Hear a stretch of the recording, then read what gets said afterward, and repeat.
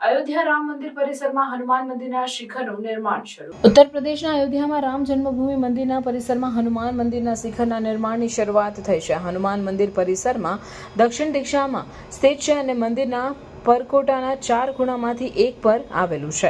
પરકોટાની લંબાઈ 733 મીટર અને પહોળાઈ 4.25 મીટર છે, જેમાં અન્ય દેવસ્થાનો પણ સામેલ છે.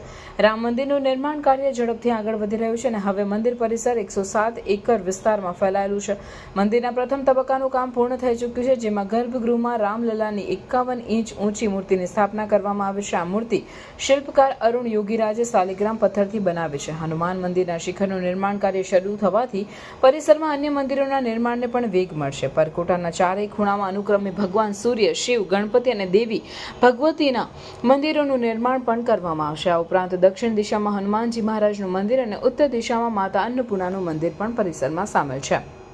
રામ મંદિર પરિસરમાં અન્ય મહત્વપૂર્ણ સ્થાપત્યમાં 30 ફૂટ ઊંચી જટાયુની પ્રતિમા જે કુબેર ટીલા પર સ્થિત છે અને 251 મીટર ઊંચી ભગવાન રામની પ્રતિમા જે સરયુ નદીના કિનારે સ્થાપિત થશે સામેલ છે.